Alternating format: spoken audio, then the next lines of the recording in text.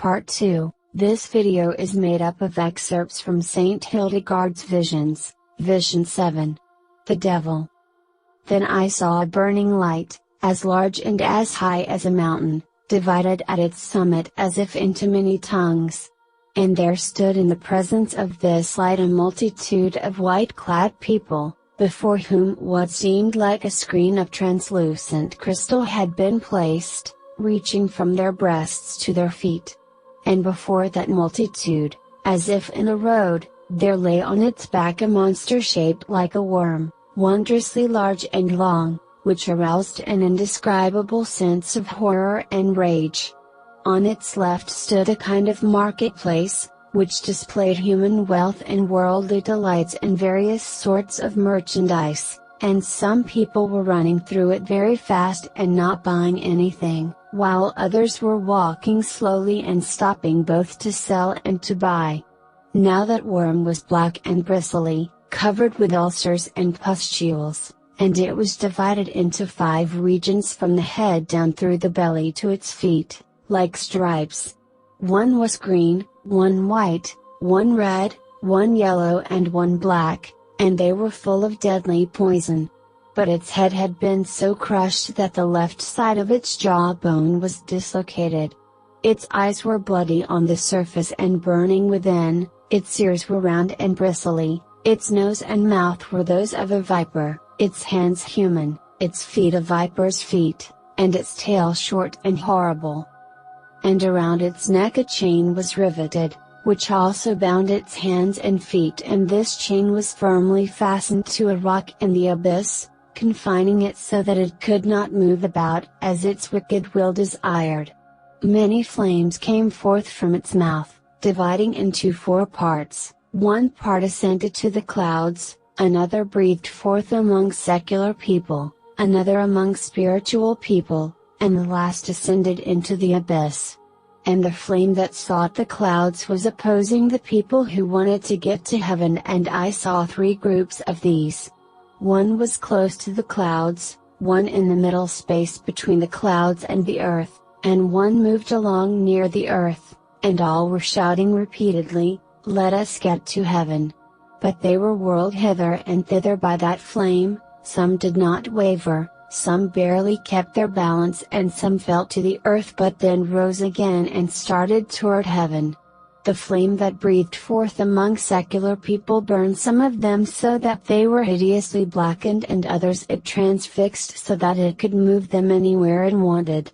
Some escaped from the flame and moved toward those who sought heaven, reiterating shouts of "O you faithful, give us help!"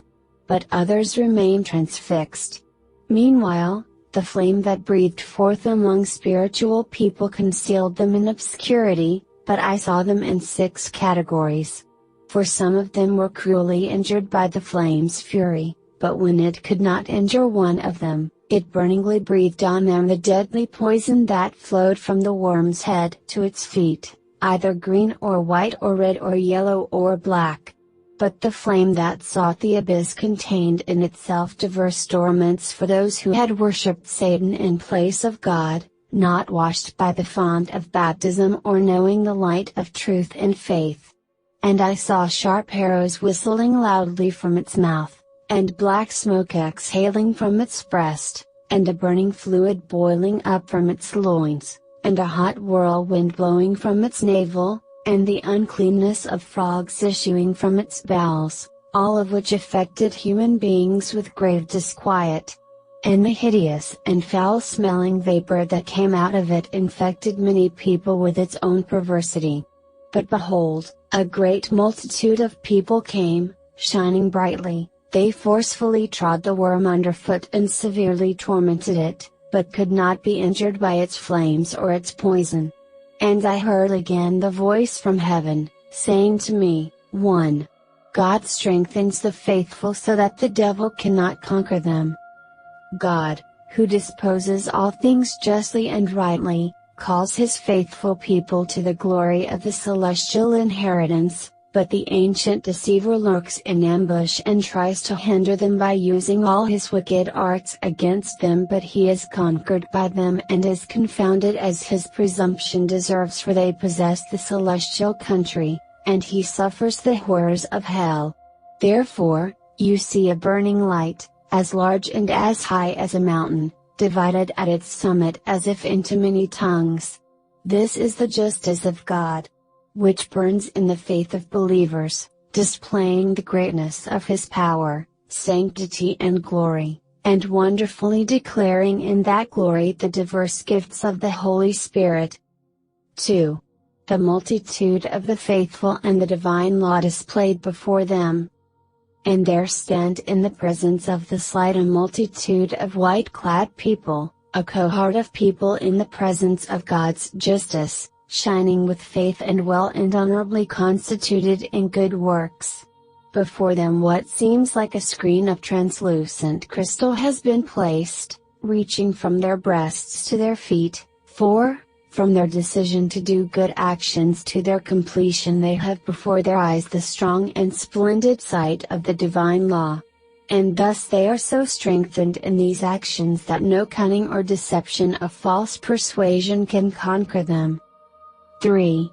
The deceptions of the devil lie in the path humans take in this world.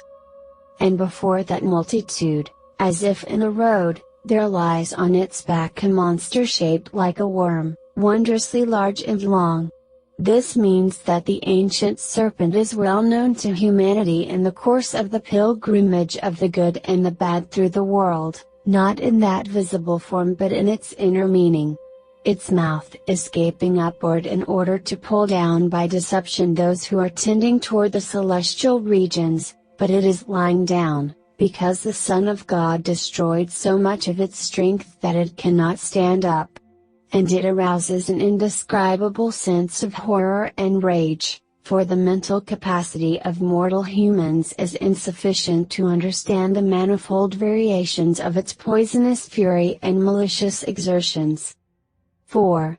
The devil offers fraudulent riches and delights, and some buy them. On its left stands a kind of marketplace, which displays human wealth and worldly delights and various sorts of merchandise.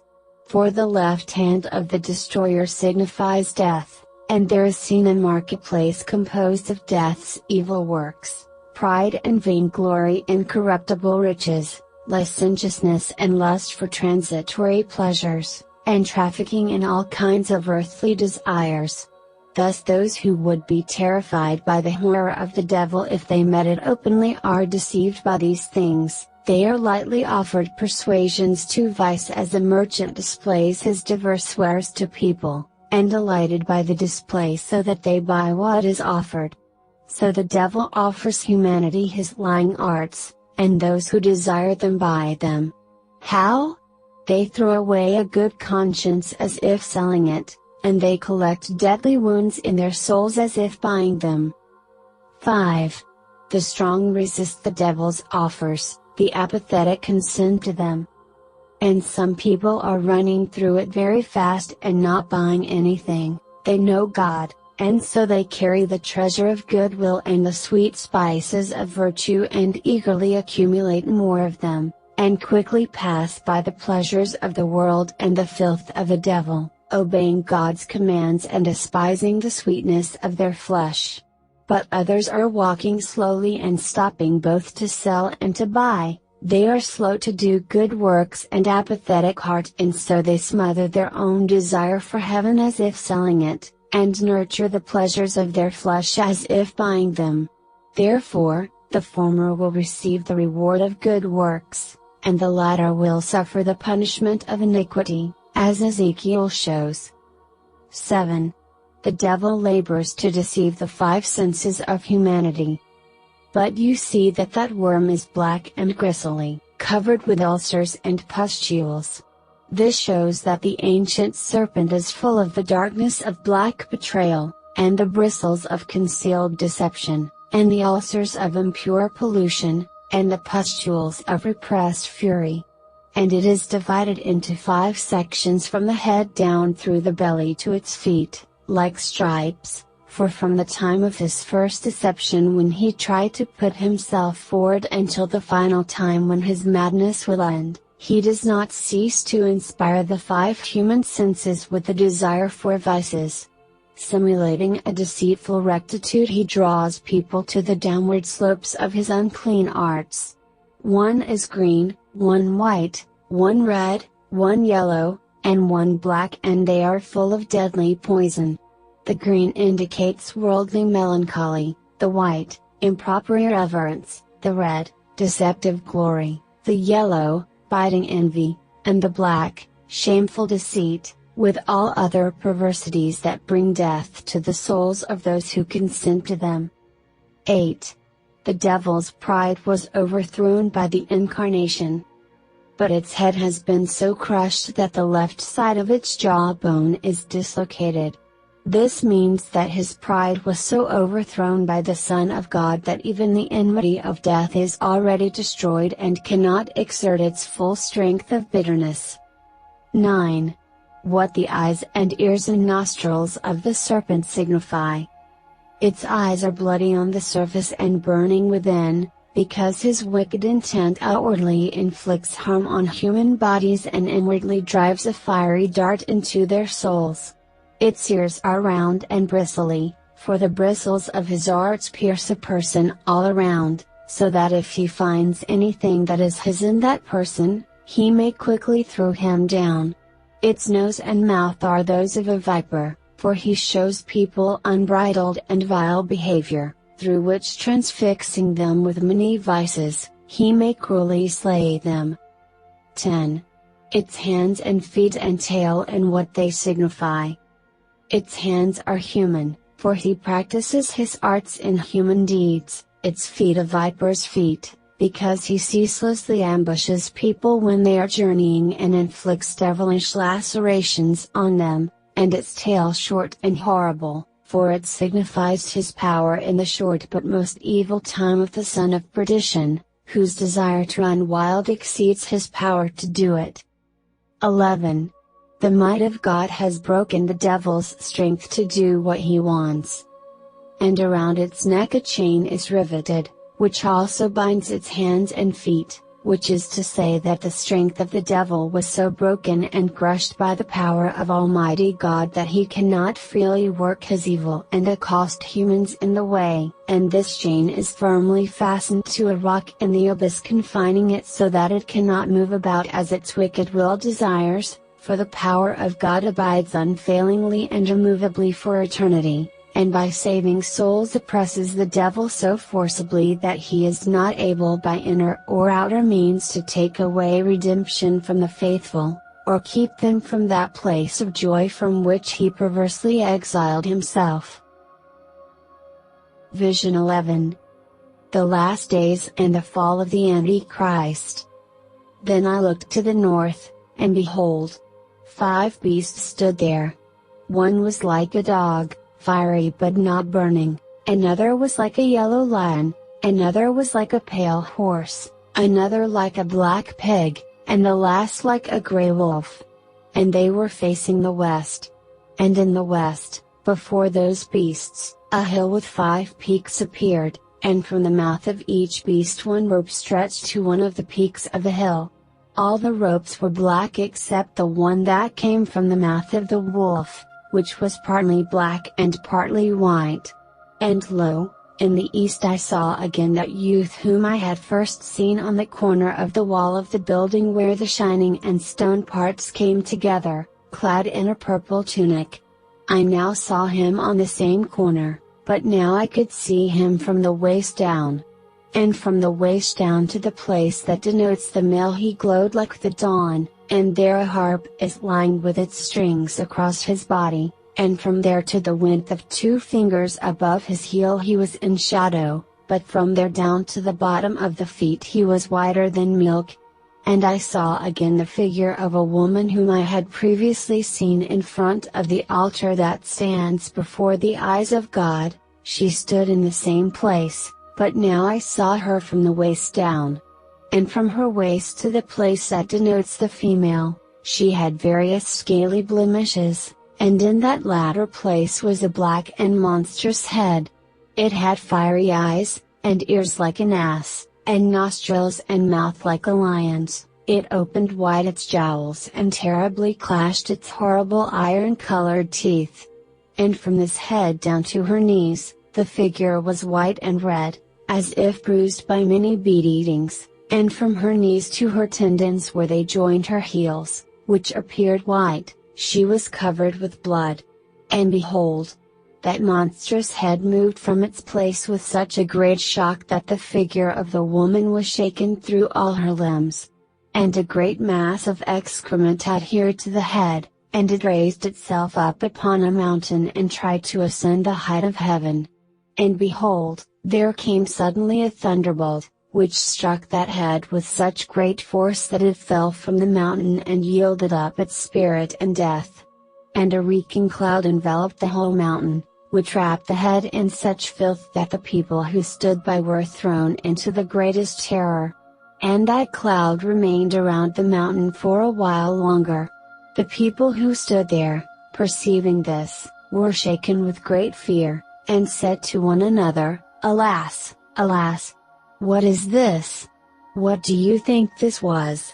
Alas, wretches that we are! Who will help us, and who will deliver us? For we know not how we were deceived. O Almighty God, have mercy on us! Let us return, let us return, let us hasten to the covenant of Christ's gospel, for we have been bitterly deceived."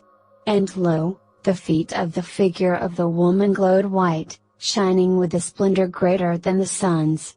And I heard the voice from heaven saying to me, 1. The 5 ferocious epochs of temporal rule. All things that are on earth hasten to their end, and the world droops toward its end, oppressed by the weakening of its forces and its many tribulations and calamities. But the bride of my Son, very troubled for her children both by the forerunners of the son of perdition and by the destroyer himself, will never be crushed, no matter how much they attack her. But at the end of time she will rise up stronger than ever, and become more beautiful and more glorious, and so she will move sweetly and delightfully to the embraces of her beloved. And this is mystically signified by the vision you are seeing.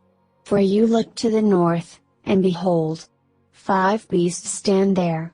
These are the 5 ferocious epochs of temporal rule, brought about by the desires of the flesh from which the taint of sin is never absent, and they savagely rage against each other. 2. The fiery dog. One is like a dog, fiery but not burning, for that era will produce people with abiding temperament, who seem fiery in their own estimation, but do not burn with the justice of God. 3. The yellow lion. Another is like a yellow lion, for this era will endure martial people, who instigate many wars but do not think of the righteousness of God in them, for those kingdoms will begin to weaken and tire, as the yellow color shows. 4. The pale horse.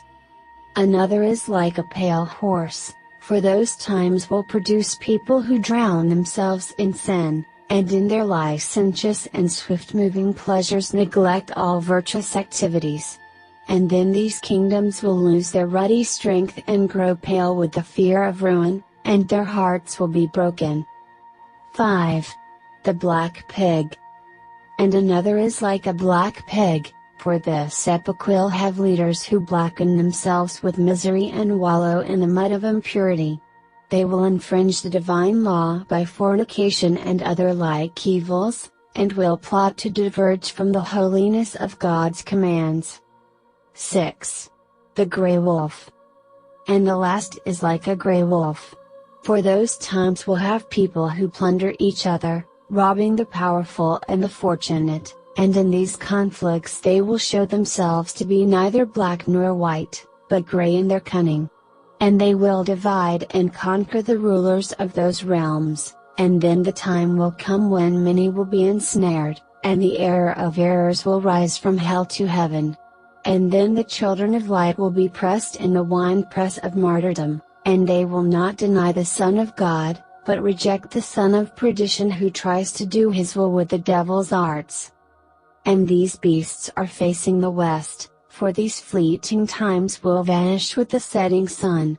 For people rise and set like the sun, and some are born, and some die. 7. The 5 peaks and the 5 ropes. And in the west, before those beasts, a hill with 5 peaks appears, for in these peaks is symbolized the power of carnal desire. And from the mouth of each beast one rope stretches to one of the peaks of the hill, for each of those powers will extend throughout the period in question. All the ropes are black except the one that comes from the mouth of the wolf, which is partly black and partly white. For the length of the ropes indicates how far people are willing to go in their stubborn pleasures, but through the one that symbolizes greed is partly black and puts forth many evils, yet some will come from that direction who are white with justice. And these latter will hasten to resist the son of perdition by ardent wonders, as my servant Job indicates about the righteous doer of justice, when he says. 8. Words of Job. The innocent shall be raised up against the hypocrite, and the just shall hold to his path, and to clean hands he shall add strength, Job 17-8-9. Which is to say, one who is innocent of bloody deeds, murder and fornication and the like, will be aroused like a burning coal against one who deceives in his works. How? This latter speaks of honey but deals in poison, and calls a man friend but stifles him like an enemy. He speaks sweet words but has malice within him, and talks blandly to his friend and then slays him from ambush. But one who has a rod with which to drive away vile broods from himself walks in the light of the shining sun on the righteous path of his heart. He is raised up in the sight of God as a bright spark and a clear light and a flaming torch. And so, bearing in himself the strongest and purest works, he puts them on like a strong breastplate and a sharp sword, and drives away vice and wins virtue. 9. The Church will shine in her justice until the time of Antichrist. And therefore, in the east you see again that youth whom you first saw on the corner of the wall of the building where the shining and stone parts come together, clad in a purple tunic, now standing on the same corner. For here is the sunrise of justice, the Son of Man, manifest to you to confirm the truth afresh through his mysteries and miracles, still presiding over the union of reflective knowledge and human deeds, having shed his blood by the will and goodness of the Father for the salvation of the world. So now you can see him from the waist down, for now you see him in the strength of his members who are his elect, and he will flourish as bridegroom of the Church, with many obscure signs and wonders, until their number is complete. And from the waist down to the place that denotes the male he glows like the dawn, for until the time of the son of perdition, who will pretend to be the man of strength, his faithful members will be perfected in fortitude and he will be splendid in the justice of his righteous worshippers. So, in the same place, a harp is lying with its strings across his body, which signifies the joyful songs of those who will suffer dire torments in the persecution that the son of iniquity will inflict upon the chosen, torturing their bodies so much that they are released from them and pass over into rest. 10. The Church's faith will be in doubt until the witness of Enoch and Elijah. And from there to the width of 2 fingers above his heel he is in shadow. 4. From the time of the persecution the faithful will suffer from the son of the devil until the testimony of the 2 witnesses, Enoch and Elijah, who spurn the earthly and work toward heavenly desires, faith in the doctrines of the Church will be in doubt. People will say to each other with great sadness, "What is this they say about Jesus? Is it true or not?" 11. Before the end of the world the devil will perish and the truth be known. But from there down to the bottom of the feet he is whiter than milk. That is to say that, by the testimony of those same witnesses who await the eternal reward when the son of perdition is defeated, before the world ends the Son of Man will be brilliantly and beautifully seen in the Catholic faith. The truth will be plainly shown in him, and the falsity of the son of iniquity rejected in every way, as my servant David testifies when he says. 12. Words of David. The king shall rejoice in God, all they that swear by him shall be praised, for the mouth of them that speak wicked things is stopped. Psalm 62:12. Which is to say, the profound knowledge of the beautiful human language that gives voice to the will and disposition of God is a great measure of human stature, and it makes music at the altar of God, for it knows him. And when the hissing and gaping of the devil, which taints human minds with shame, is forsaken in the time of desperation, the blessed will be praised in minds that sing, and they will make a flowing path of words to the pure fountain of the mighty ruler. 13. When justice grows cold, the Church will undergo suffering and persecution. And you see again the figure of a woman whom you previously saw in front of the altar that stands before the eyes of God, standing in the same place. For the bride of the Son of God is shown to you again, to reveal the truth, always present to the pure prayers of the saints and, as was said before, offering them up devotedly to the eyes of heaven. But now you see her from the waist down, for you see her in her full dignity as the Church, replete with the full number of her children, in the mysteries and wonders by which she has saved so many. And from her waist to the place that denotes the female, she has various scaly blemishes. This is to say that, though she is now flourishing worthily and laudably in her children, before the time in which the son of perdition will try to perfect the trick he played on the first woman, the Church will be harshly reproached for many vices, fornication and murder and rapine. How? Because those who should love her will violently persecute her. 14. Antichrist will horribly rend the faithful and cruelly tear humanity. And thus in the place where the female is recognized as a black and monstrous head. For the son of perdition will come raging with the arts he first used to seduce, in monstrous shamefulness and blackest wickedness. It has fiery eyes, and ears like an ass, and nostrils and mouth like a lion's, for he runs wild in acts of vile lust and shameful blasphemy, causing people to deny God and tainting their minds and tearing the Church with the greed of rapine.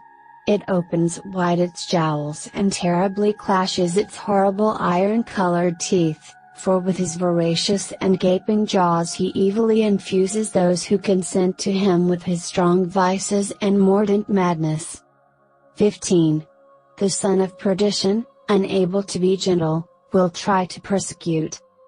And from this head down to her knees, the figure is white and red, as if bruised by many beatings, for the son of perdition will try to seduce people by evil deceptions, and at first speak to them flatteringly and gently, but then try cruelly to pervert and force them. And then the Church will know purity of faith in her children, but anguished and bloody terror and the tribulations of many sufferings for herself. 16. The Church near the end of the world will be bathed in righteous blood. And from her knees to her tendons where they join her heels, which are pure white, she is covered with blood. For at the time near the end of the world when she must endure assault, until the coming of the two witnesses of truth who will keep the Church together by their strength, she will suffer most terrible persecutions, and the blood of those who despise the destroyer will be most cruelly shed. What does this mean? When the son of perdition is strengthened through deceit, and derives confidence from his perverse teachings, the Church, as she hastens on, will be bathed in the noblest blood, and then she will be fully constructed as the celestial dwelling. For you, O streets of Jerusalem, will then shine with the purest gold which is the blood of the saints, the devil will be extinguished for persecuting the members of the supernal king, and his great terror will be reduced to naught. 17. We are now in the 7th millennium. But, O ye people who desire to dwell in those streets, flee from the devil and adore God, who created you. For in 6 days God completed his works, and on the 7th day he rested. What does this mean? The 6 days are the 6 numbered epochs, and in the 6th epoch the latest miracles were brought forth in the world, as God finished his work on the 6th day. But now the world is in the 7th epoch, approaching the end of time, as on the 7th day. How? The prophets have completed their utterances, my Son has accomplished his will in the world, and the gospel has been preached openly throughout all lands, and throughout the times of this full number and more years after it, despite the diversity of human customs, the world has remained as it was will established by me. 18. Why God now utters new mysteries by the mouth of an unlearned person. But now the Catholic faith wavers among the nations and the gospel limps among the people, and the mighty books in which the excelling doctors had summed up knowledge with great care go unread from shameful apathy, and the food of life, which is the divine scriptures, cools to tepidity.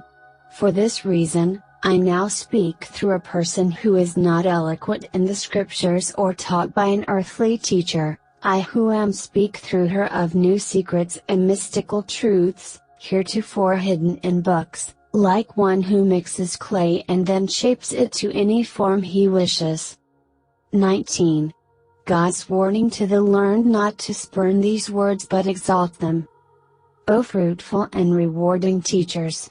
Redeem your souls and loudly proclaim these words, and do not disbelieve them, for if you spurn them, you condemn not them but me who am truth. For you should nurture my people under my law, and care for them until the time for their supervision is past, and all cares and labors cease. But from now on the predestined epoch is approaching, and you are hastening toward the time when the son of perdition will appear. Grow therefore in vigor and fortitude, my elect. Be on your guard, lest you fall into the snare of death. Raise the victorious banner of these words, and rush upon the son of iniquity. For those who forerun and follow, the son of perdition whom you call Antichrist are in the way of error, but as for you, follow the footsteps of him who taught you the way of truth, when he appeared with humility and not with pride in the world in the body. Hear therefore and understand. The Book of Life's Merits 1. Part 1, The Man Looking East and South.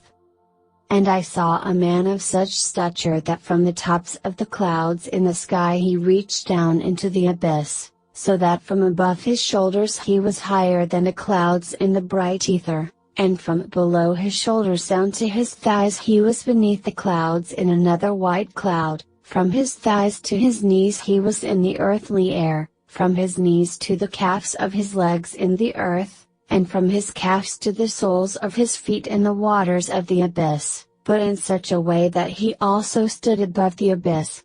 He had turned towards the east, so that he looked both east and south.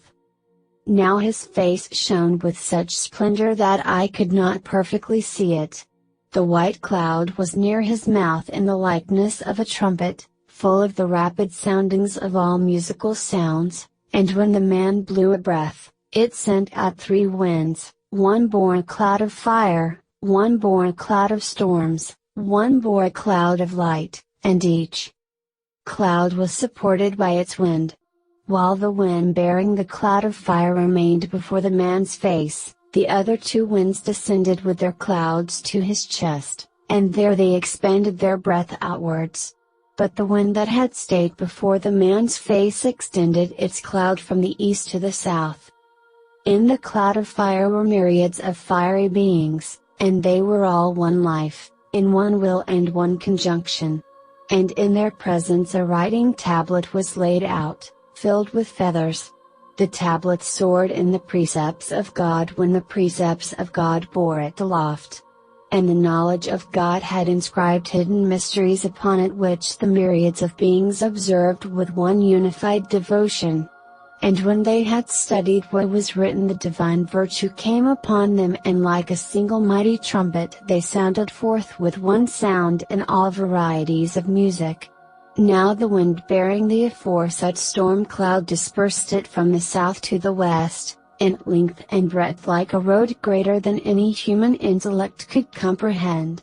And in the cloud were a great number of blessed beings. They all had the spirit of life in them, and no one could possibly count them.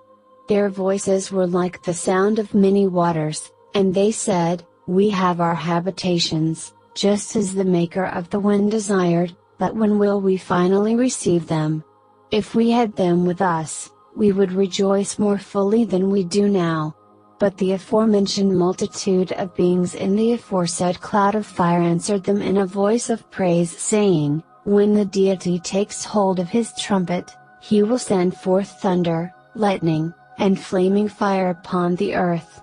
He will strike the fire contained within the sun, so that all the earth will be moved. All this will be when God chooses to reveal his great signs.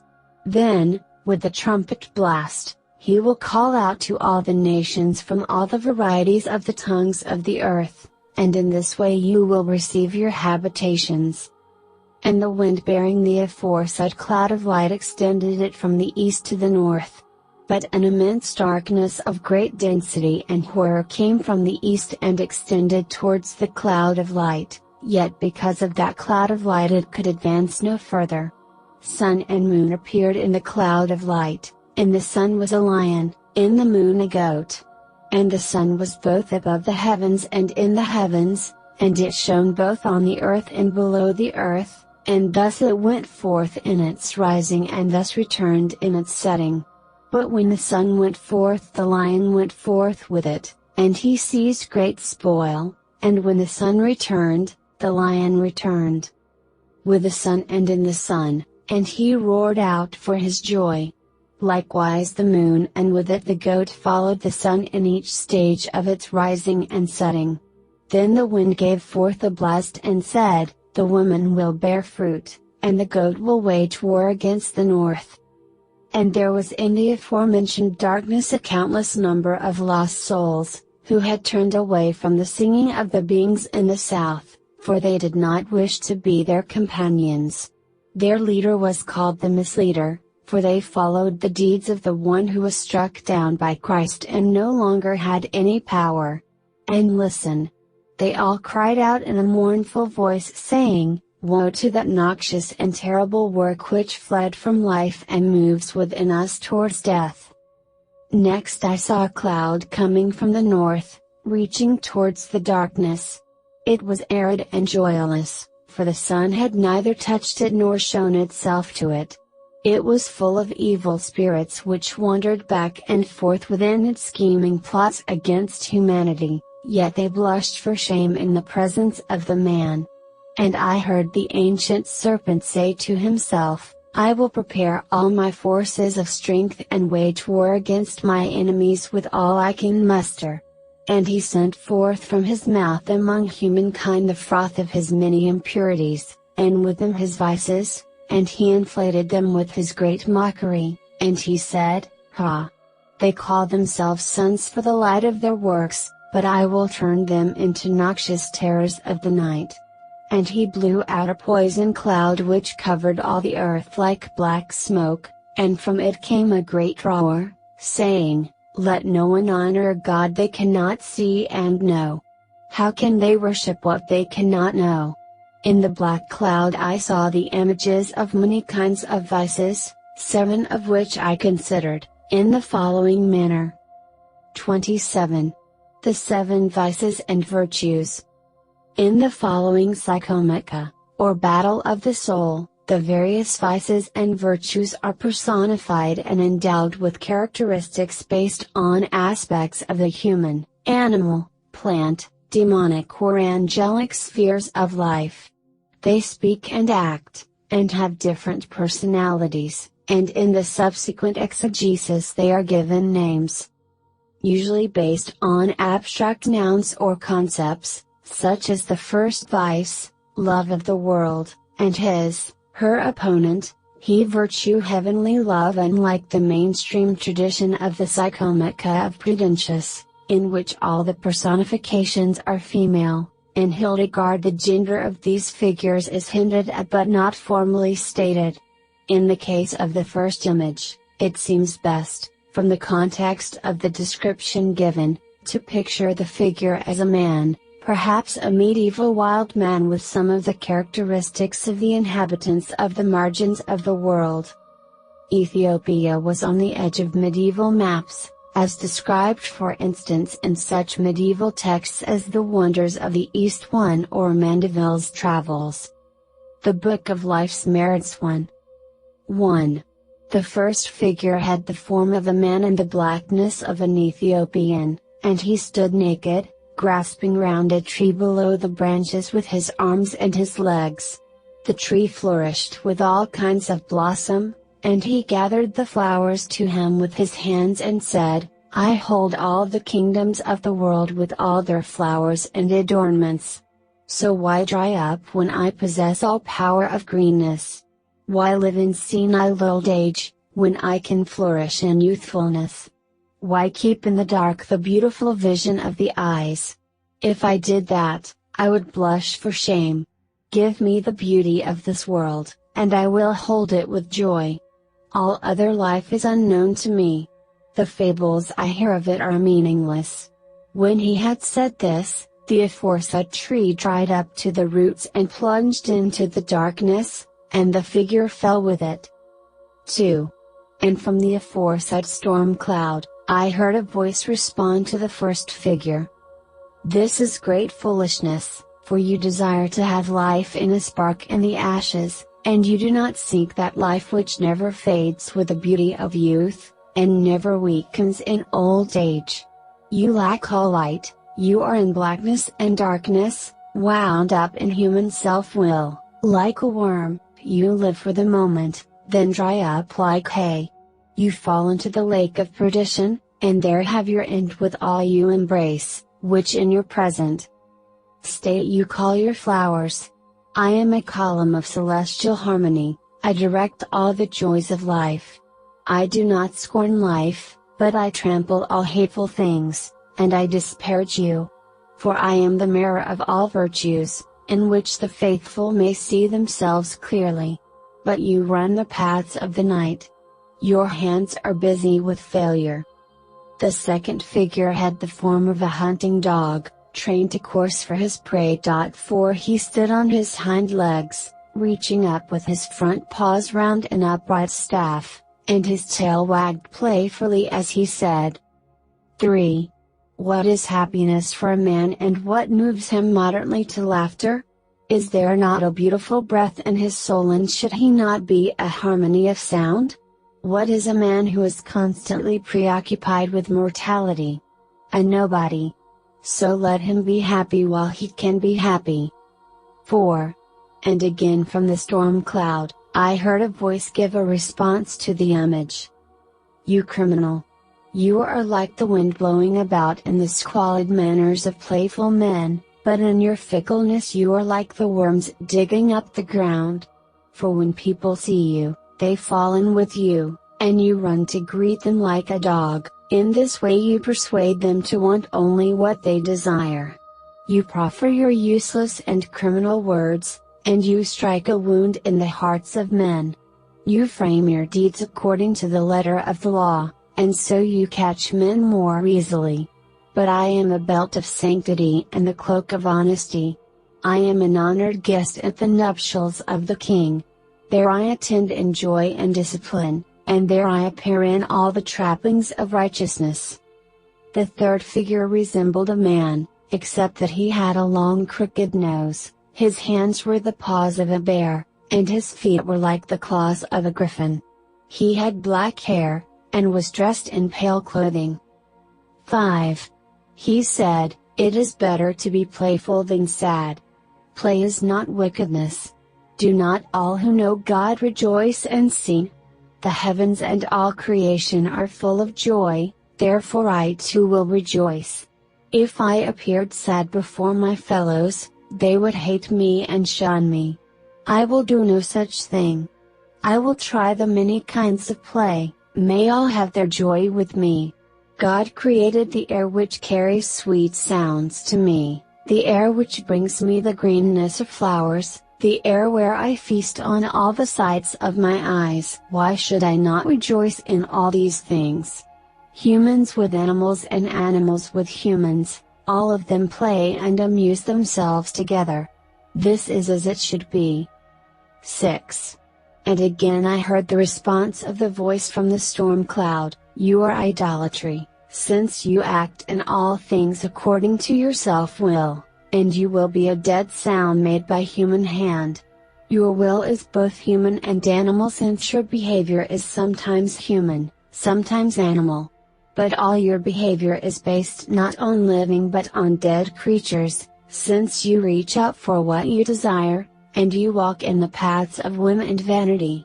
But I blush at all this, I hide under the wings of the cherubim, I learn the mysteries of God in the books and commandments of God, and in all heavenly matters I am vitality. For I see with the eyes of the innocent, and everywhere by the practice of honesty I discern the will of God, from which you flee in your unseeing ignorance."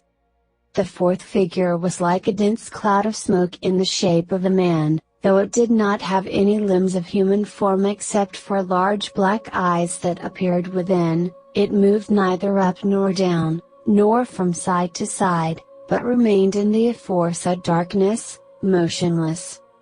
7. And it spoke, "I have designed nothing and created nothing. So why should I labor for any good cause? Why tear myself to pieces? I will do no such thing. I will concern myself with people only if they profit me. Let God who created everything decide and provide for everything. And if I make smooth-sounding talk, inquire into the affairs of others, how will it benefit me? I will do them no harm, but I won't do them any good. For if I had so much compassion in me that I could not get any rest, where would I be then? And what kind of life would I lead if I had to respond to every voice of happiness or sorrow? I only know myself, all the others should do the same." 8. And again I heard the response of the voice from the aforementioned storm cloud. "You creature of stone! What are you saying?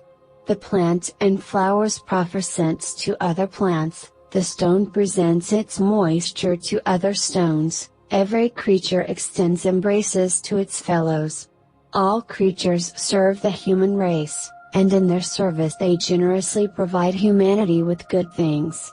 But you are not worthy of receiving even the form of a human being. All you have in you are cruel eyes with no mercy. You are a bitter cloud of smoke in the malignity of darkness.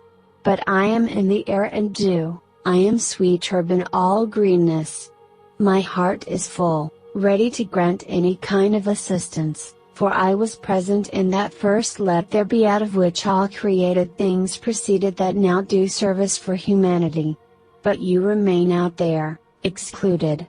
With my eyes I survey all needs, I unite myself to them, I lead all the broken back to health, I am a healing balm for every pain. And all my sayings are fair and just. But you are quite simply bitter smoke." The fifth figure appeared to have a human head, except that his left ear was like the ear of a hare and so big that it covered the whole head. The rest of his body resembled the body of a worm, a boneless creature wound up in its lair like an infant trapped in cloths. 9. Trembling with fear, it spoke, "I will not cause injury to anyone, and in this way I will not become an exile without hope or consolation. For if I were to injure others, I would jeopardize my present standing and be without friends.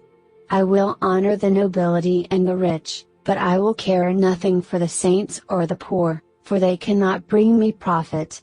I wish to be peaceful to all, so that I will not perish. For if I fight with anyone, they will perhaps strike back, and if I do someone an injury, they will do me a greater one. As long as I am among people I will remain at peace with them. And whether they do good or ill, I will remain silent. For it is better for me occasionally to lie and deceive rather than tell the truth, it is better also to gain rather than lose, and to flee the strong rather than fight against them. Where indeed would be the profit in starting something that I could not finish? The victorious and the wise make fun of me. But let them have what they have, for my part, I will have the house that I have chosen. Often those who speak the truth lose their possessions, and those who fight are sometimes killed. 10. And again I heard the response of the voice from the storm cloud. In the first error of speaking against God you began to err, and you refused to follow justice, and thus in your trembling stupor you have wandered into exile, and thus in the unreliability of your favors you have deceived people. For you have no honesty about you. But I hold the sword of the powerful virtues of God, and with it I cut away all injustice, and I will draw that same sword and strike you in the jaw. I will harden my heart against you, for you are ash among ashes, and whatever you desire and gather to yourself is mean and paltry. All life lying in ashes and all the empty vanities of this world is not what I want, but I desire to reach the springing source. For I fight against the ancient serpent, and I destroy all his spoils with the mystery of the scriptures of God, in which I always contend against the missile showers of the enemy, and so I remain, in the one true God.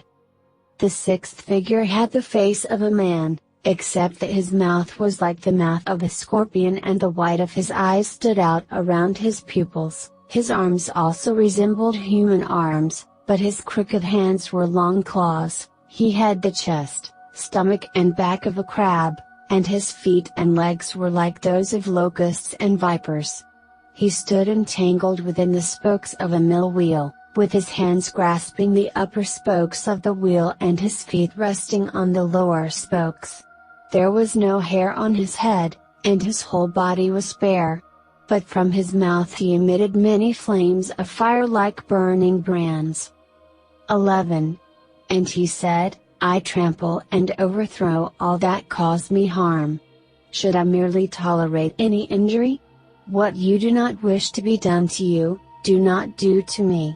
Whoever does me harm I stab with my sword and strike with my clubs. 12. And again I heard the response of the voice from the storm cloud, I have sounded in the heights and touched the earth, I have exuded healing balm from the earth. But you are true deception. You are a drinker of blood. You are always of the north. But I am a mild breeze of all greenness, bringing forth flowers and fruits of all virtues, establishing them firmly in the minds of women and men.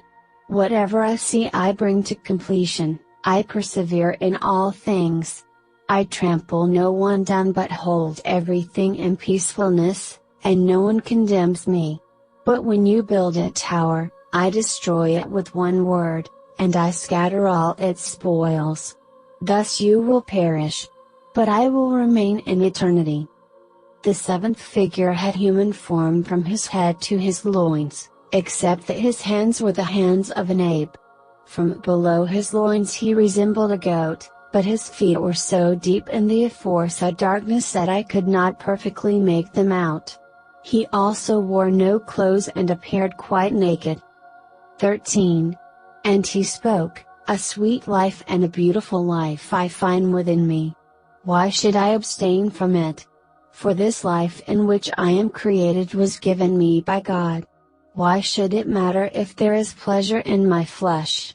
At first copper seems hard and black in appearance, but afterwards it shines like gold, so likewise if there is any tarnish to my flesh, it is not reprehensible. There are many in the blindness of this life who do not know what they are doing. For my part, I know this life and I intend to keep it. 14. And again I heard the response of the voice from the storm cloud, You naked creature! Why do you not blush with shame in mistaking a blind and mute life for that life in which there is no darkness of night? In your behavior you have transgressed all justice and truth, for you do not live a rational life. But I know that this worldly life will dry up like hay, therefore I sigh for a life that will not fail. I draw to me the harmony of heaven and all the angelic spiritual joys. I can never have my fill, for I have my fellowship with them, and I will never depart from them. 15.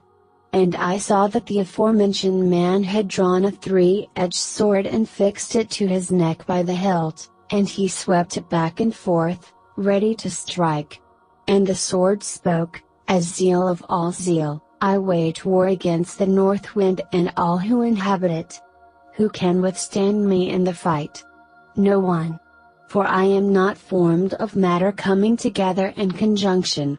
Man with woman did not summon me into existence, but I control all works in every species.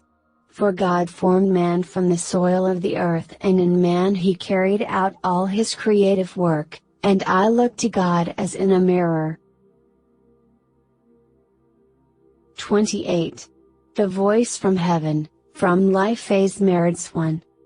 Hildegard was at pains to emphasize that in her visions and prophecies she not only saw unknown images and mysteries but also heard their interpretation as a voice from heaven speaking to her.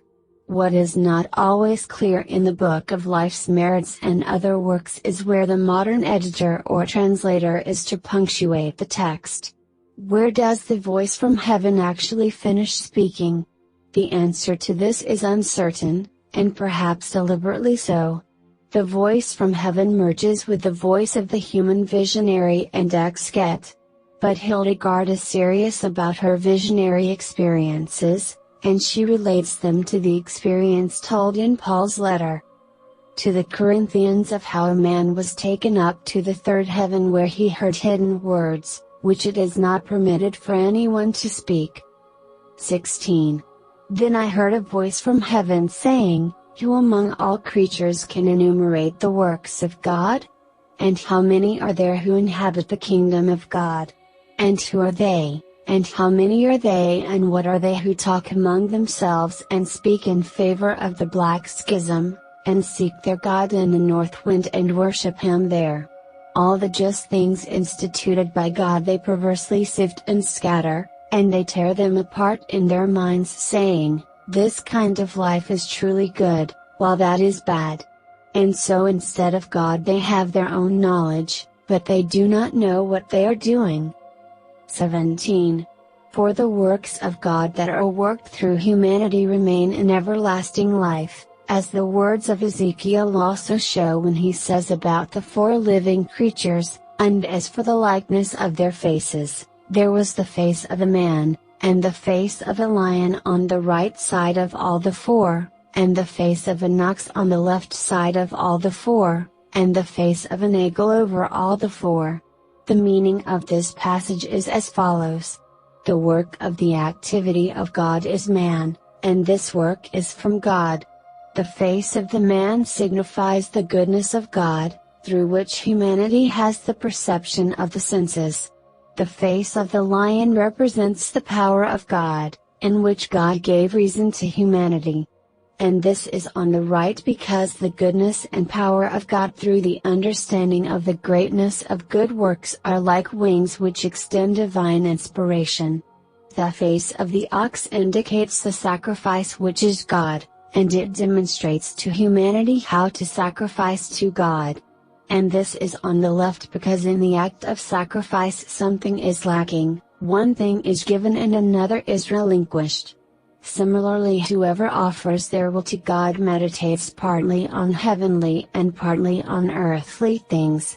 For in the sacrifice God draws human beings to himself, and he inspires them to make themselves also a sacrifice to God. The face of the eagle signifies the knowledge of God, which gives knowledge to humankind and the possibility of the knowledge of how to please God. This exceeds all other virtues, For it is an awesome power within us, and it is the life of the human race, and this life will never fail, but it breathes everywhere and sees everywhere, and it appears in men and women like the stars in the firmament. 18.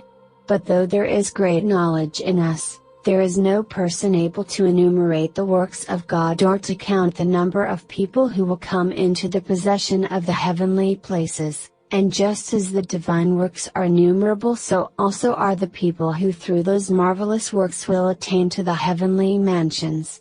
But neither will they be able to count the numbers of people who, led astray by the devil's promptings, will make their habitation with the devil. God, however, knows the numbers of all beings. 19. There are very many secrets in God which He reveals to no one as they really are, but only in part, according to His will and pleasure. For He alone knows all things, as He also contains them and preserves what He has made, for He is in everything according to the disposition of His grace. This is shown by the present vision that you see before you, for the man of such stature that from the tops of the clouds in the sky he reached down into the abyss signifies God. 20. He is called man for good reason, because all power and all living things proceed from Him. 21. He is also the same man of whom the prophet speaks, the Lord shall go forth as a mighty man, He shall stir up jealousy like a man of war, He shall cry, yea, roar, He shall prevail against His enemies. The meaning of this is as follows. Before the ancient days the Lord had gone forth to the heights of His power, so that His power was life to the living in every species of creature, and so that the life which He made had the potential to go forth into the multiple diversity of all creatures. And the same man by His ancient counsel established all good things abundantly, and He so fully ordained the edifice of the virtues that no empty space could be found within it. Thus He fought in great fullness against His enemies, and at their heart is that pride who attempts to climb before he has seen the ladder and who tries to sit down before he has placed his seat, and whose work is idle rumor, and when all fails he advances to his destruction. But the same man in the fullness of his manly works awakened an anger like a burning flame in the order of the angels, which totally defeated the enemy when he tried to engulf heaven with the darkness of his malice. And so a great cry was raised in the full power of the will of God and in the joy of victory, and the host of angels gave voice saying, "Who is like God?"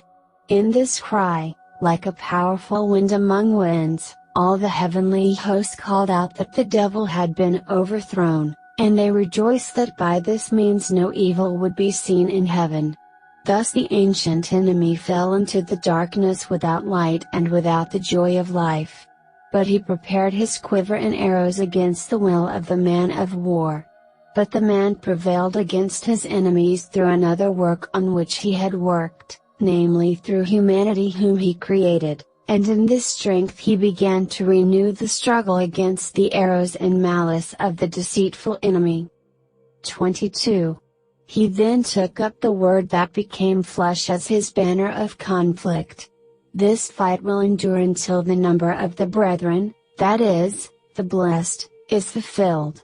And again the man will join in a great battle with the enemy, just as he had fought with him before in heaven, but he will destroy him completely, because the enemy stood in the idleness of sense and sat in the power of deceit and malice. But whoever has refused to do these things is blessed, and his blessed state will never cease. 23. The man is of such stature that he extends from the beginning of created things until the very end of the world.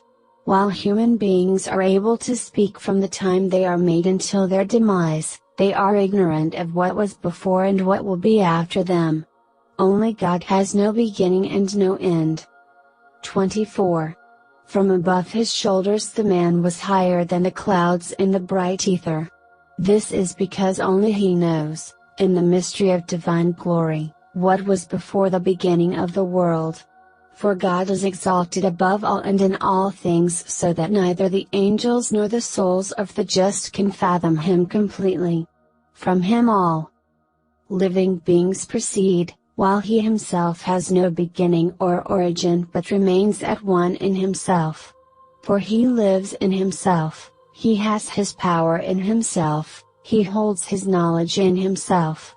He who lives, empowers and knows is God. In these three capacities all God's works are distinguished and perfected, and in Him His works receive their potential to fulfillment. 25. God is eternal, and eternity is fire, and this is where God is.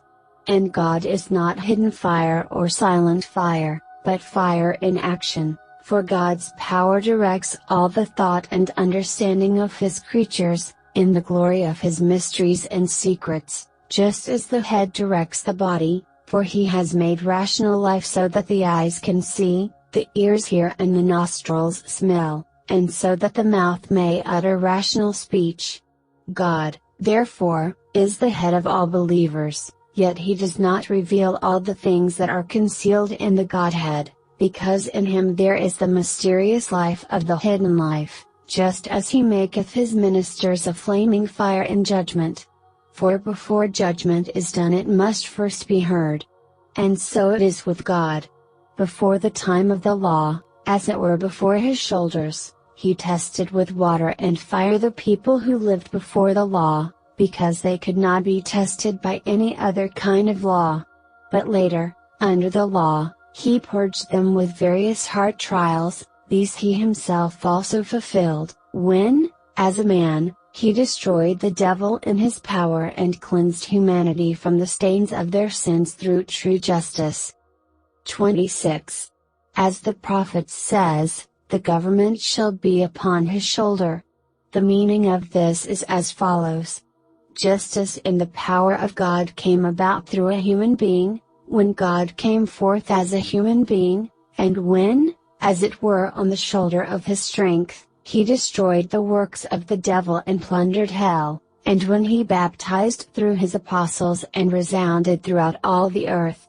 God has perfected justice in Himself for the sake of man, who was made out of earth and fell into mortality, for in the first blossoming of his development man was misled by the devil, who opened his own belly and threw forth all the filth within. By this means he marks out all the sons of men, who are impregnated with venom in the fire of excess. But God assumed flesh in the wholeness of virginal flesh through the heat of the Holy Spirit and without the venomous seed of a man. And in this way He became a man and cleansed men of all the devil's poisonous filth, because He was clean without sin. He washed sinners clean of their sins and brought them to salvation. 27. From below His shoulders down to His thighs He was beneath the clouds in another white cloud. The meaning is this. From the beginning of all created things up to that true beginning when truth originated from the earth, within the mystery of the divinity, God held fast to many miracles in the white radiance of His glory and honor. Of these, some He revealed and some He obscured in cloud. In this way God's will for the ordinance and salvation of holy souls is radiant and white in secret and spiritual life. But it is impossible for all these things to be revealed to human knowledge. 28. Under His shoulders the man has imposed a kind of service on humanity when He placed them under the old laws, for these were like the sound of a word and not the actual word itself. First of all the sound of the word is heard, and then afterwards the word itself is understood. Similarly the old law was the sound and shadow of the word, after which the word, that is Christ, then appeared. 29. From His thighs to His knees He was in the earthly air.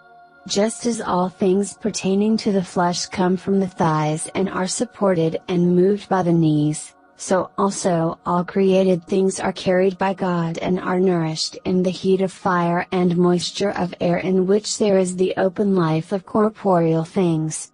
In the same way the new nation comes from chastity to life-giving power, in which it is revealed to all, although only in the earthly sphere, and it is moderated by the great sweetness of miracles and virtues.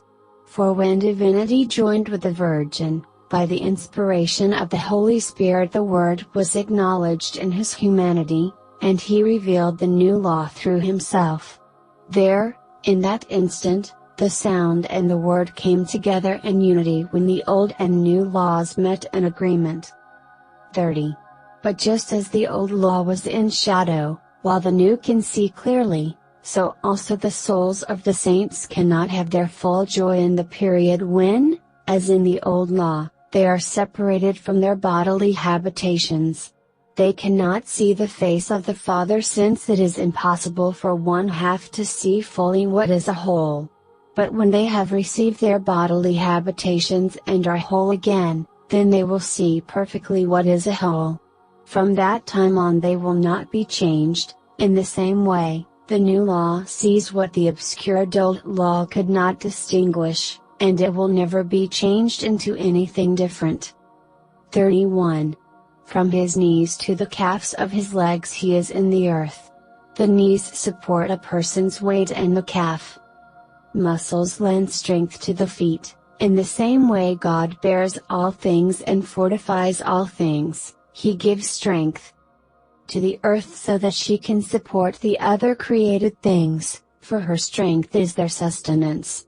The earth is as it were the knee and calf muscle for the other elements, and like a cart with its wheel and axle she bears along the rest. She guides the water this way and that and causes it to flow, and if it were not for the earth interposed between the air and the water, the air would not allow the water free passage. But just as the knee may flex and yet be retained by the calf muscles, so also the earth at times may flex under the inducement of other created things into situations in which she cannot carry out her functions appropriately. But she does not become unstable, because the strength of God restores her once more to her rightful condition. In the same way the vocation of the new nation, made manifest through the whole circle of the world by the spreading of the gospel, and strengthened by that manifestation, will experience the sweat and perspiration of many trials and tribulations when her knees are shaken by the Antichrist. Yet having strength in her calf muscles she will not falter, for in her head is all her trust and reliance. But through suffering her head also was induced into a different state from the one in which it was first seen by humanity and, like the knees bending, the head distanced itself from humanity in order to retain its full strength. So also the Church, now transformed into the new law, will fall back somewhat during the time of the terrible destroyer, but she will receive her powers once again and endure invincible. 32. And from his calves to the soles of his feet the man is in the waters of the abyss in such a way that he also stands above the abyss. This is because God's strength and marvelous vitality are hidden things. They stand in the waters of the abyss on feet which cannot be seen, as mysteries which humankind can never fathom. And just as there are many unknowable things in the upper reaches of the cosmos, so also in the depths of the abyss are many powers which lend their strength to the waters, though they can never be known by humankind. For God holds all the things under the earth in his control and directs and judges them, and the underworld falls under his judgment. There is nothing that is not in his power. For this reason everything stands constant in his mysteries, for God has revealed his secrets to no one completely. He rests in his mysteries, like the man standing on his feet, just as he rested on the seventh day from his work of creation. Likewise during the time of the Antichrist, the vocation of the new nation will not lose its strength. Rather she will conserve her strength until the happy conclusion to the marvelous and, for humanity, unknowable workings of God. She will stand firmly on her feet in the power of those marvelous workings, until the last day, and she will not falter, for on that day all weakness will come to an end. 33. And since no one can truly fathom the depths, so also no one can know what will happen to the lost. Concerning these things wisdom says. 34. Who hath measured the height of heaven, and the breadth of the earth, and the depth of the abyss? The meaning of this is as follows. The sphere of the world is set in motion by fire, wind and air, and every created thing is held safely within it. The heaven with all its adornments is placed at the top of the sphere. Who is the one who can encompass this fully with his sight? The breadth of the earth is ringed with flowing waters, and everything that flows above the abyss is, so to speak, in the middle of the sphere, though no human being can ever truly comprehend this. The abyss, with all its marvels, is, so to speak, at the bottom of the sphere. No one can understand this completely, except God Himself, who created it. Humanity lives within this sphere and is encircled by its circumference. For this reason, no human being can pass beyond such a limit to the power of his comprehension. Created things live within the power of God like the heart within a human being, which is only one small part compared to the rest of the body. Living creatures are thus a small part of the greater whole that is the vast and incomprehensible power of God. And all creatures in heaven, earth or the abyss can neither comprehend Him, nor perceive Him, nor delimit Him. All wisdom comes from God, the ruler of all. With His wisdom He foresaw all things and composed all things in the cosmos, and with that same wisdom He distinguished every creature from the next. It was wisdom who knew and tasted heavenly things and traveled round the circle of the heavens in her regal ministry. She crossed the earth in the service of her duties, fixing the functions of every creaturely existence, and she penetrated the abyss. She is like the good administrator who allows nothing to perish that has been assigned to her. But wisdom is also the eye of God, through whom He foresees and oversees all things. She stands before Him as His fondest friend in loving embrace, considering and reckoning all things with Him. Through wisdom also, human beings are named the heights of the heavens, because they surpass and dominate all other creatures through knowledge, the eye of wisdom. But they also resemble the breadth of the earth, since they have the power of desire and yearning. Now how is this possible? What someone desires will also delight them, and so they demand that for which they feel desire, and then it is granted to them according to what their will is. If they pray to God for something He will help them, but if they turn to the devil, he too will run to them with evil promptings. People also have desires and yearnings according to their reason and appetite. However, when they gain what they desire or yearn for, this comes about not through their own ability but through the permission of God, for it is He who created them. And since human beings can do many things, they also have desire and yearning, through which they can demand many things. Because the devil deceived the first man, so he also leads him astray by many promptings. Human beings resemble the depths of the abyss when they turn from the desire for good and call upon the devil. According to their will then the devil supports their desires, and God allows this to happen. And when someone has good desires and does good things, but at some stage nevertheless fails, not through giving up good things completely, but through neglect, then God will not allow that person to perish, since he or she still had the desire for good within them. But the devil does not trust such a person to follow completely the desires of the flesh, since he recognizes in that person that God will not give them up. So this person is not like the depths of the abyss but more like the weather, which at one moment is bright sunshine and at the next moment changes into a black cloud. What a disgrace when a human being, who has been created above all divine works, abandons God to imitate the devil, that creature who lost his glory and in his pride opposed himself to God and perished. Who has ever measured such disgrace? Who can ever measure the loss when a human being abandons God and, so to speak, chooses for his or her false god the worst tyrant ever, namely the devil? God foresees such things and brings them to judgment. 35. The man had turned towards the east, so that he looked both east and south.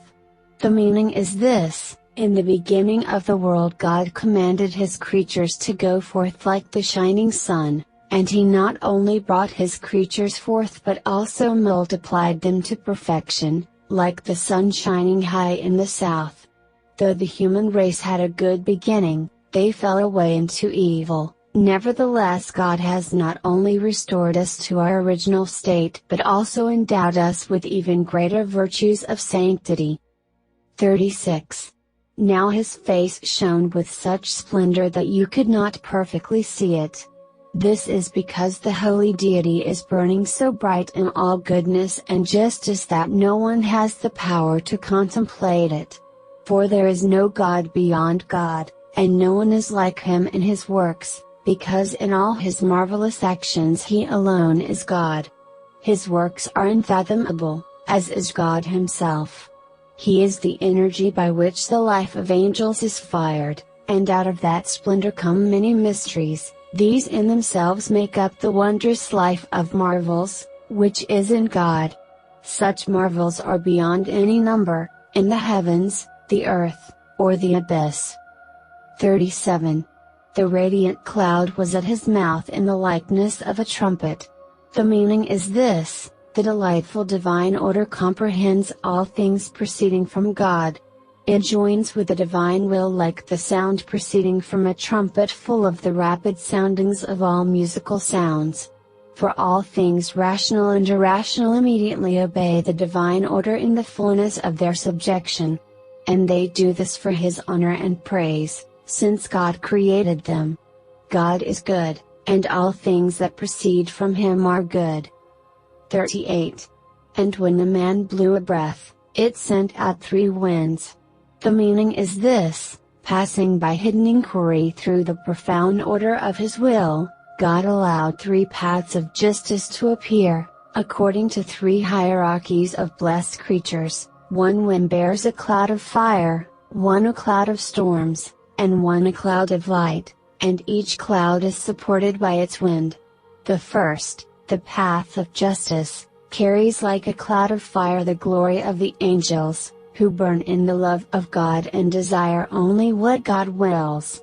The second path bears like a cloud of storms the works of men, turbulent and variable in their many anxieties and tribulations.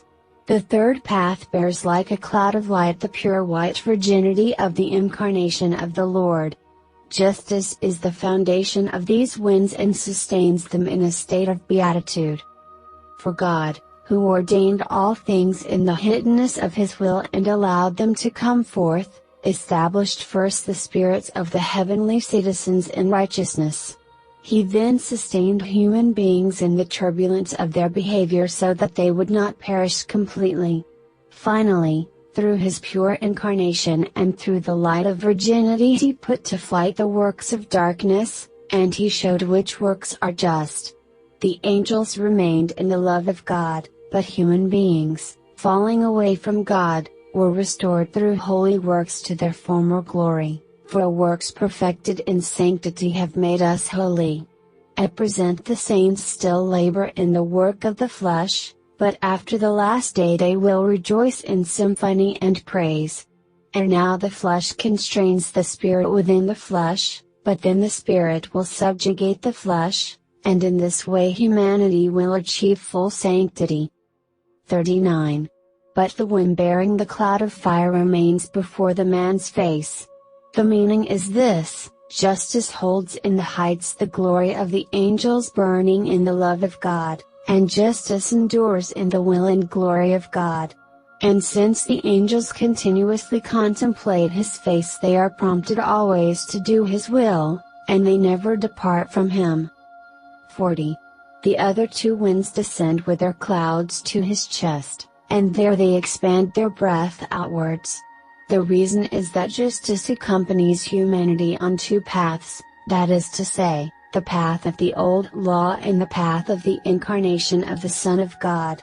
With the good works of humanity, justice descends into the deep knowledge of God, where it expands outwards in many marvelous works.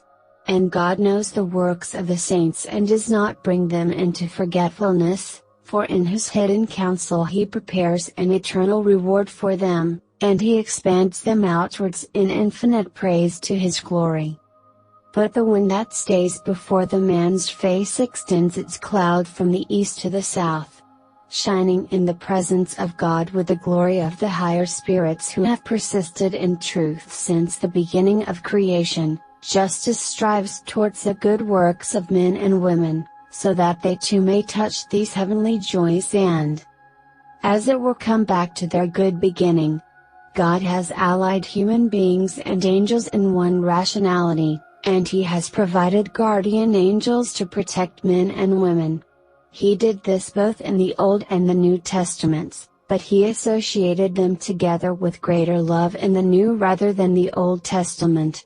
For in the Old Testament the angels were like a voice speaking to humanity, but in the New Testament angels and humans are inseparable, just as voice and word are now joined together.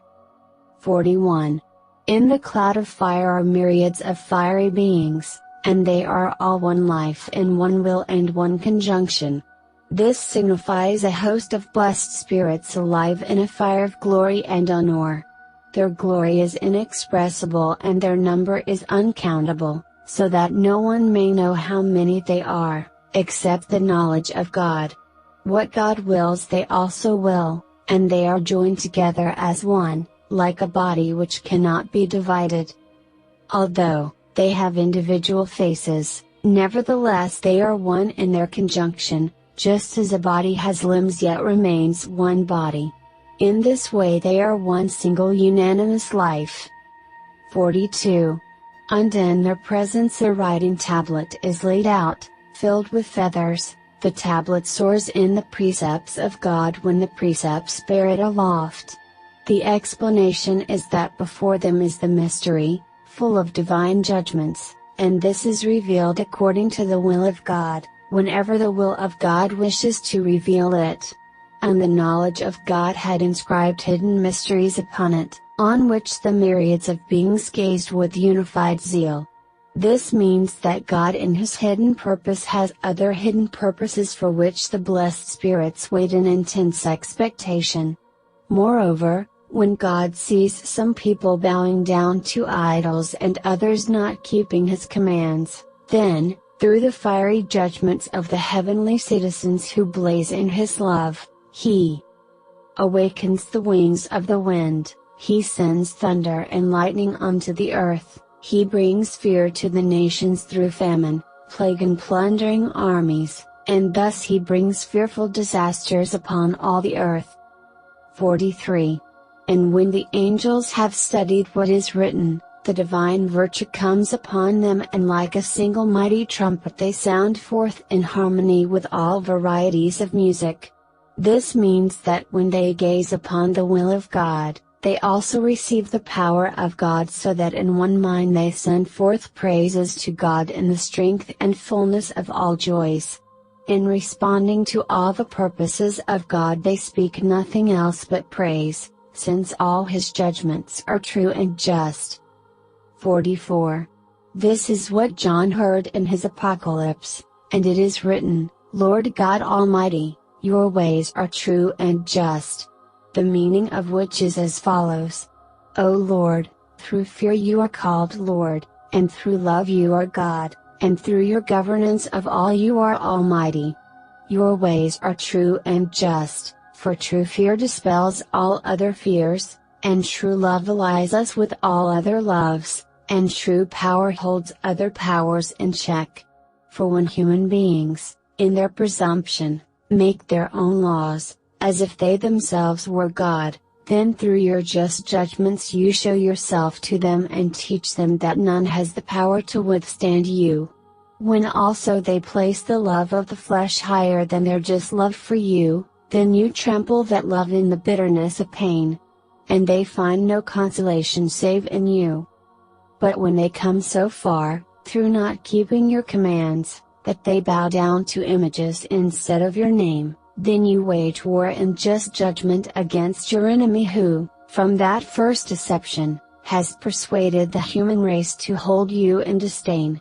And then you send down thunder and lightning upon the earth. You pour forth the floods from the waters. You order the land to be unfruitful. You bring forth pestilence and wars among them. You teach them to know and acknowledge that all this occurs through none but you, that all your judgments are just and true. 45. The host of angels praise the good works of humanity and, because of those works, not for 1 hour nor for 1 moment do they cease from their praise, it sounds forth unceasing and never ending. Now God wants the praise of the angels so that their glory will increase. To Him this is pleasing. And in their praise He wants the angels to make clear and manifest the works of the saints, for the human race is made in the image and likeness of God, and so He wants the angels to praise the works of men and women in His presence. But because the human race is supported by the help of God alone, in the same way also God wishes to be praised by humans and angels together so that their glory may be magnified. 46. And so God has fittingly created all things. But, it is said, the mysteries of God, which shine in His sight, are incomprehensible to human knowledge, they are in angels, spirits, ministers, in those who call out and those who rejoice in their joy, and these mysteries are unknowable to human knowledge as to who, what, and of what quality they are. And although the human race is like a mountain in its knowledge, since it rises up after God in its knowledge and reaches to the heights, yet no one ever sees the summit of the mountain or even the higher part of the mountain, which is the knowledge of God. And no one ever ascends that far, nor can they know the mysteries of God or the mysteries of those beings who are always present in the sight of God. Some of those beings who are always in the sight of God have been named by the prophets and by other saints who have seen visions through the Holy Spirit. But others, who spoke a little about them when they were touched by divine inspiration, have not been named. 47. As is written by the Apostle Paul, he heard hidden words, which it is not permitted for anyone to speak. The meaning of this is as follows. This man's heart needed to be strengthened by the inflowing of many great miracles so that he could lavish on other people the strengthening power of the virtues. He therefore perceived hidden words, words with foreknowledge, words hidden from men and women who do not know through whom or by whom or how these words were uttered, or what kind of words they were or what mode they had. Just as no one can see the divinity, so also it is not permitted for any human being to say how these words are brought forth by the utterance of the voice or by the praiseful expression of God's mysteries. For the words are concealed completely in the mysteries of the Spirit, and humanity in the flesh is alien to them. From the Book of Divine Works. 1. And I saw as amid the airs of the south in the mystery of God a beautiful and marvelous image of a human figure, her face was of such beauty and brightness that I could more easily have stared at the sun. On her head she had a broad band of gold. And in that golden band above her head there appeared a second face, like an old man, whose chin and beard touched the top of the first head. Wings protruded from behind the neck of the figure on either side, and rising up clear of the golden band their tips met and joined overhead. On the right, above the sweep of the wing, was an image of an eagle's head, and I saw it had eyes of fire in which there appeared the brilliance of angels as in a mirror. On the left, above the sweep of the wing, was the image of a human face, which shone like the brightness of the stars. These faces were turned towards the east. But from each of her shoulders, a wing extended down to the knee. And she wore a tunic like the glory of the sun, and in her hands she carried a lamp like the bright light of day. But beneath her feet she trampled a monster of dreadful appearance, black and venomous, and also a serpent, which had fixed its teeth into the right ear of the monster and wound the rest of its body across its own head, and had stretched its tail on the left side. 2. The figure spoke, "I am the supreme fire and energy. I have kindled all the sparks of the living, and I have breathed out no mortal things, for I judge them as they are. I have properly ordained the cosmos, flying about the circling circle with my upper wings, that is with wisdom. I am the fiery life of divine substance, I blaze above the beauty of the fields, I shine in the waters, I burn in sun, moon, and stars. And I awaken all to life with every wind of the air, as with invisible life that sustains everything. For the air lives in greenness and fecundity. The waters flow as though they are alive. The sun also lives in its own light, and when the moon has waned it is rekindled by the light of the sun and thus lives again, and the stars shine out in their own light as though they are alive. I established the pillars that support the whole circle of the earth. I made the winds, and, subject to them, the wings of the winds, which are lesser winds. Through their gentle force, these contain the stronger winds and prevent them from showing their full strength with great danger. In the same way the body covers the soul and contains it lest it breathe out and expire. And conversely also, just as the breath of the soul strengthens and sustains the body so that it does not weaken, in the same way the stronger winds energize the subsidiary winds to carry out their appropriate tasks. Thus I am concealed in things as fiery energy. They are ablaze through me, like the breath that ceaselessly enlivens the human being, or like the wind-tossed flame in a fire. All these things live in their essence, and there is no death in them, for I am life. I also am rationality, who holds the breath of the resonant word by which the whole of creation was created, and I have breathed life into everything, so that nothing by its nature may be mortal, for I am life. And I am life, not the life struck from stone, or blossoming from branches, or rooted in a man's fertility, but life in its fullness, for all living things have their roots in me. Reason is the root, through which the resonant word flourishes. Therefore, as God is rational, how could it be that He did not act, since He allows all of His works to flourish through the human being whom He created in His own image and likeness and in whom He marked out all creatures according to their measure? But it was in eternity that God wished to create His great work, the human being, and when He had completed that work He entrusted human beings with all creation so that they could create with it in the same way that God created His work, that is, humanity.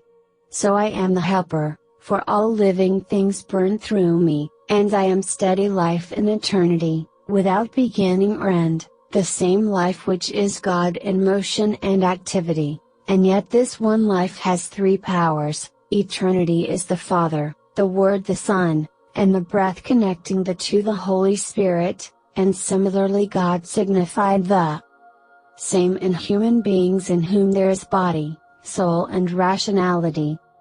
The fact that I blaze above the beauty of the fields means this: the earth is the matter from which God makes man and woman.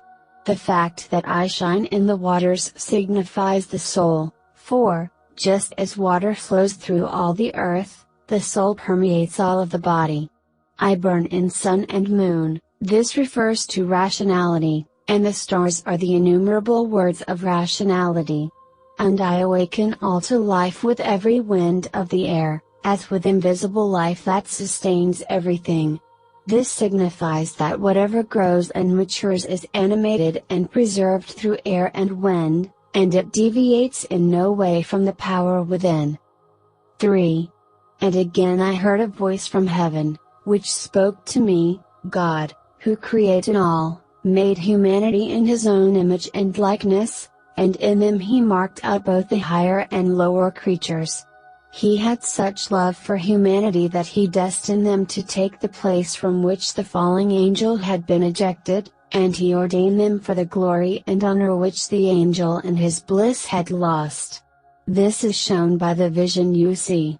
For when you see as amid the airs of the south and the mystery of God a beautiful and marvelous image of a human figure, this signifies the love of the Heavenly Father in the strength of His unceasing divinity, beautiful in its selectivity, and marvelous in its gifts of mysteries, appearing in the human figure because, when the Son of God assumed human flesh, He redeemed lost humanity through the service of love.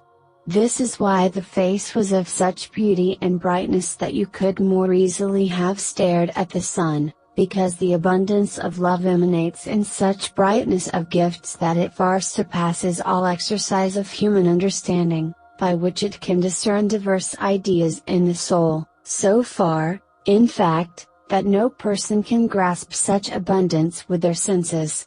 This signifies symbolically that things may be perceived through faith that cannot be seen visibly with the eyes. 4. On her head the human figure had a broad band of gold, because only universal faith, diffused round the whole ambit of the earth and originating in the bright splendor of the first dawn, can encompass in all devotion the great abundance of true love, namely that God in the humanity of His Son redeemed human beings and confirmed them with the downpouring of the Holy Spirit, so that one God is acknowledged in the Trinity who without temporal beginning before eternity was God in the Godhead. And in that golden band above her head there appeared a second face, like an old man. This signifies the all-surpassing goodness of the Deity, without beginning or end, who succors the faithful, because His chin and beard touch the top of the first head, and so by His disposition and protection of all, God touches the height of utmost charity, in which the Son through His humanity leads lost men and women back to the heavens. 5. Wings protruded from behind the neck of the figure on either side, and rising up clear of the golden band their tips met and joined overhead. This means that the love of God cannot be separated from the love of neighbor, since they proceed from the virtue of charity and the unity of faith, and through great longing they encompass that faith. And the Holy Godhead covers the immeasurable splendor of His glory from human beings for as long as they remain in the shadow of death, deprived of the heavenly tunic which they lost with Adam. 6. On the right, above the sweep of the wing, was an image of an eagle's head, and you saw it had eyes of fire in which there appeared the brilliance of angels as in a mirror. At the heights of triumphant subjection, then, when a person submits to God and conquers the devil, she is carried aloft in the joy of divine protection. And, fired by the Holy Spirit, when she raises up her mind and fixes her gaze upon God, then the blessed spirits appear in her in plain sight and offer to God the devotion of her heart. The eagle thus symbolizes the spiritual men and women who in full devotion of mind and in contemplation frequently gaze upon God like the angels. Therefore the blessed spirits, who ceaselessly contemplate God, rejoice in the good works of just people, and they show these works to God with their own natures. And so they continue their praise of God and never come to an end, for they will never exhaust His fullness. Could anyone ever count all the innumerable wonders which God brings about through His power and might? Indeed, for the angels there is a brightness as of many mirrors, and through this brightness they see, but no one is as active or as powerful as God, since no one is like Him, and He is not subject to time. 7. Before the beginning of time, God held in His foreknowledge everything that He has since made. Outside of any moment or passing of time before eternity, all things visible and invisible appeared in the pure and sacred Godhead, as trees and other created things when close to water are reflected in it, and though they are not actually in the water physically, Nevertheless, an accurate shape appears there.